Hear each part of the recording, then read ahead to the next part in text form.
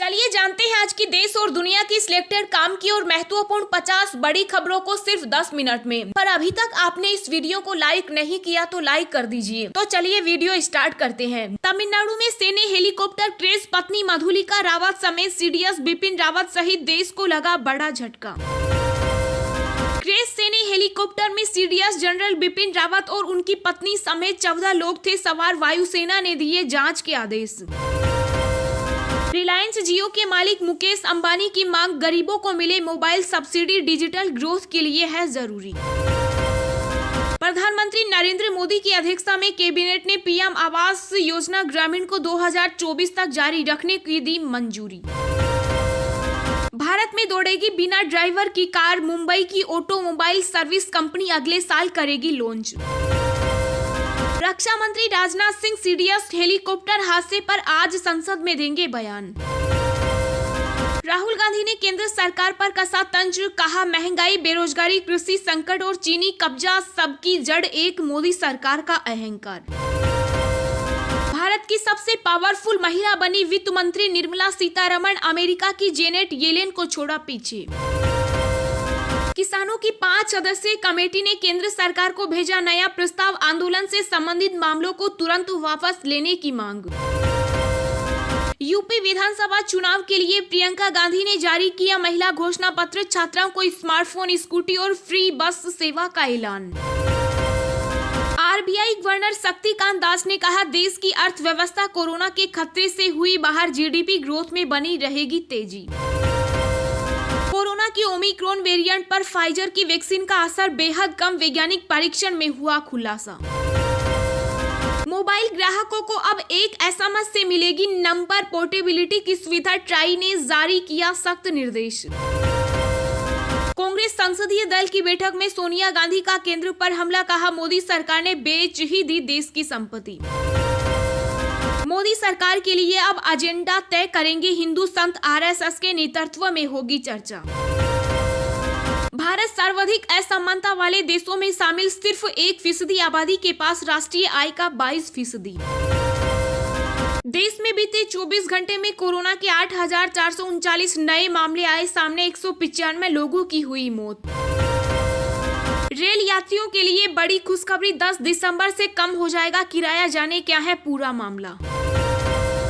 कोरियाई वाहन निर्माता कंपनी हुंडई भारत में साल 2028 तक 6 नई इलेक्ट्रिक कारें करेगी लॉन्च, लाएगी नया बीईवी प्लेटफॉर्म। राज्यसभा में 12 सांसदों के निलंबन पर आर पार की जंग, सस्पेंड सांसद धरने पर डटे, केंद्रीय मंत्री बोले पहले माफी मांगे। एशियाई चैंपियंस ट्रॉफी में हिस्सा ले रही भारतीय महिला हॉकी टीम की खिलाड़ी कोविड की चपेट में, मैच रद्द, टीम पर बना खतरा। अखिलेश यादव ने योगी सरकार पर साधा निशाना, कहा लाल टोपी यूपी में बदलाव का प्रतीक, पहले यह जुमलों की सरकार थी अब हुई बेचू।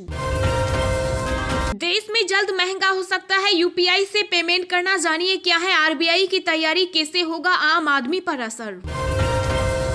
मोदी सरकार पर भड़के नेशनल कांग्रेस के अध्यक्ष फारूक अब्दुल्ला, कहा वे समझते हैं बहुमत है तो कुछ भी कर सकते हैं।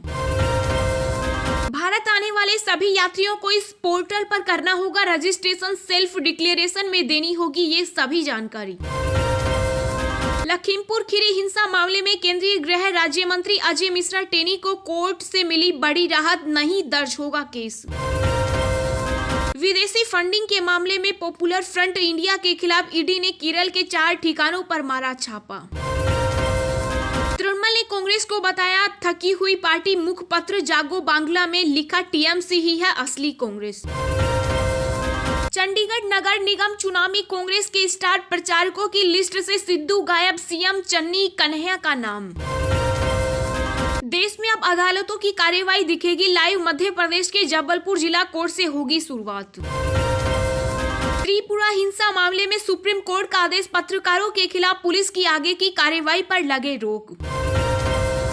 भारत ने अरब देशों को फूड एक्सपोर्ट करने के मामले में ब्राजील को छोड़ा पीछे, 15 साल में पहली बार हुआ ऐसा। पश्चिम बंगाल में फिर चुनावी सुरक्षा का मुद्दा, बीजेपी ने खटखटाया सुप्रीम कोर्ट का दरवाजा। जियो, एयरटेल और वीआई पर भारी पड़ा बीएसएनएल, मात्र 75 रुपए में दे रहा है अनलिमिटेड कॉलिंग और कई बेनिफिट्स। बॉलीवुड एक्टर विक्की कौशल और कैटरीना की शादी में शामिल होगा अंबानी परिवार। ओबेरॉय होटल में रिजर्व किए गए 5 रूम। राजधानी दिल्ली की हवा में सुधार, बहुत खराब से खराब श्रेणी में आई। AQI पहुंचा 235। आईसीसी टेस्ट रैंकिंग में अश्विन दूसरे स्थान पर पहुंचे। एजाज पटेल और मयंक अग्रवाल ने लगाई लंबी छलांग। गुजरात के राजकोट में महसूस किए गए भूकंप के हल्के झटके, रिक्टर स्केल पर 3.4 रही तीव्रता। शेयर बाजार में बाहर सेंसेक्स 1000 अंक से ज्यादा उछला, निफ्टी में 293 अंक की तेजी। जी हाँ दोस्तों, और भी बहुत बड़ी काम की खबरें निकल कर आ रही हैं, इसलिए वीडियो को लास्ट तक जरूर देखना। तो चलिए अब जानते हैं जो महत्वपूर्ण खबरें हैं उनको विस्तार से। पर इससे पहले अभी तक आपने इस वीडियो को लाइक नहीं किया तो लाइक कर दीजिए। हेलीकॉप्टर हादसे में पत्नी मधुलिका रावत समेत सीडीएस बिपिन रावत सहित देश को लगा बड़ा झटका। जी हां, तमिलनाडु में आर्मी हेलीकॉप्टर हादसे में देश के पहले सीडीएस बिपिन रावत शहीद हो गए। बता दें कि सेना का हेलीकॉप्टर IAF Mi-17V5 बुधवार दोपहर क्रैश हो गया था। खबरों के मुताबिक इस हेलीकॉप्टर में देश के पहले सीडीएस बिपिन रावत समेत 14 लोग मौजूद थे। इससे पहले भारतीय वायुसेना ने दुर्घटनाग्रस्त हेलीकॉप्टर में सीडीएस बिपिन रावत के मौजूद होने की पुष्टि कर दी। सूत्रों के मुताबिक इस हेलीकॉप्टर हादसे में सीडीएस रावत की पत्नी मधुलिका रावत का भी देहांत हो गया। इस हादसे में सभी 14 सवारों की मौत हो गई।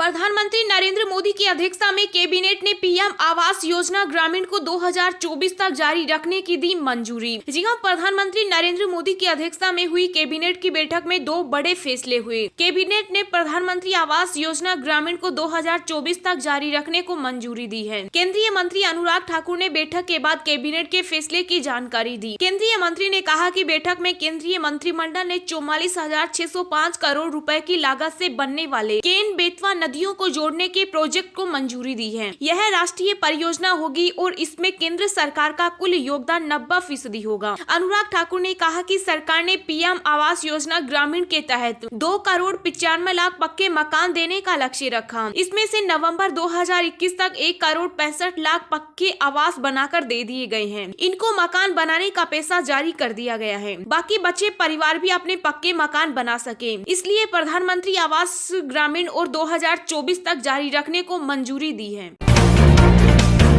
यूपी विधानसभा चुनाव के लिए प्रियंका गांधी ने जारी किया महिला घोषणा पत्र, छात्राओं को स्मार्टफोन, स्कूटी फ्री बस सेवा का ऐलान। जी हां, कांग्रेस महासचिव प्रियंका गांधी ने यूपी विधानसभा चुनाव 2022 के लिए महिलाओं के लिए अलग से घोषणा पत्र जारी किया। इस मौके पर उन्होंने महिलाओं के लिए कई बड़ी घोषणाएं की। उन्होंने मीडिया को संबोधित करते हुए कहा कि कांग्रेस पार्टी ने ही देश को पहली महिला प्रधानमंत्री दिया। अब जरूरी है कि महिलाओं को राजनीति में भी हिस्सेदारी दी जाए। उन्होंने कहा कि यह घोषणा पत्र महिला सशक्तिकरण और राजनीति में महिलाओं की भूमिका के लिए मील का पत्थर बनेगा। प्रियंका गांधी ने कहा कि कांग्रेस ने 40% सीटों पर महिला उम्मीदवार उतारने का निर्णय लिया है। उन्होंने उम्मीद जताई है कि एक दिन संसद व विधानसभाओं में महिलाओं की 50% हिस्सेदारी होगी। कांग्रेस महासचिव ने कहा कि इस शक्ति विधान के जरिए कांग्रेस पार्टी प्रदेश की महिलाओं के लिए सम्मान, न्याय, स्वतंत्रता, गरिमा एवं आत्म सम्मान के प्रति एक अनूठा और दृढ़ प्रतिज्ञ विकल्प पेश कर रही है।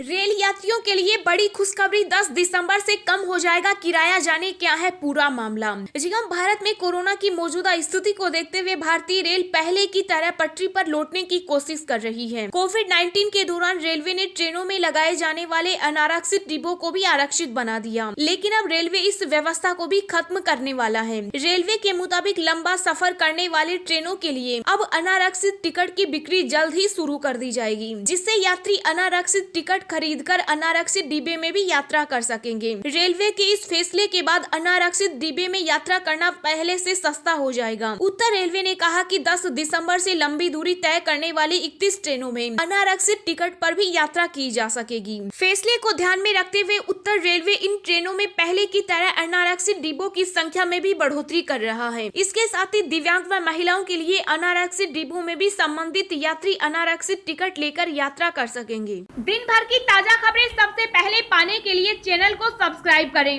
और बेल आइकन को प्रेस करके ऑल को सेलेक्ट करें।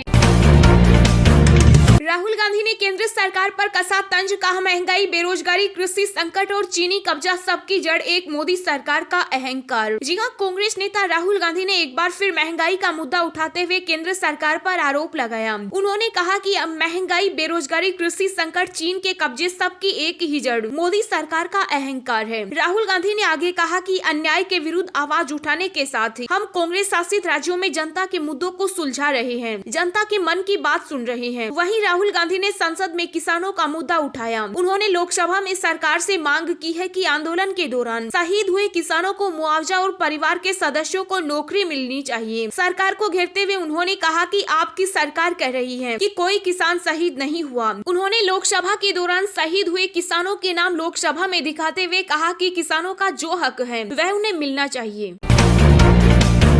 किसानों की 5 सदस्यीय कमेटी ने केंद्र को भेजा नया प्रस्ताव, आंदोलन से संबंधित मामलों को तुरंत वापस लेने की मांग। जी हां, किसान आंदोलन महत्वपूर्ण मोड़ पर पहुंच गया और केंद्र के साथ किसान नेताओं की सीधी बातचीत जारी है। संयुक्त किसान मोर्चा की 5 सदस्यीय कमेटी ने सरकार के प्रस्ताव पर आपत्तियां जाहिर करने के बाद एक नया प्रस्ताव केंद्र को वापस भेजा है। इस नए प्रस्ताव में मुख्य रूप से आंदोलन के दौरान किसानों के खिलाफ दर्ज किए गए कानूनी मामले तुरंत वापस लेने की मांग की गई। सूत्रों की माने तो सरकार भी केस वापस लेने की मांग पर तत्काल प्रभाव से राजी हो गई। उधर राकेश टिकैत ने एक बार फिर साफ कर दिया है कि सरकार केस वापस लेगी तभी आंदोलन खत्म किया जाएगा। इससे पहले केंद्र सरकार ने किसानों को 5 पॉइंट का प्रस्ताव भेजा था। साथ ही सरकार ने साफ कर दिया था कि वह किसानों पर दर्ज केस वापस लेने के लिए तैयार है, लेकिन उससे पहले आंदोलन वापस लेना होगा। वहीं किसानों की मांग है कि पहले केस वापस लिया जाए, इसके बाद ही आंदोलन खत्म करना होगा।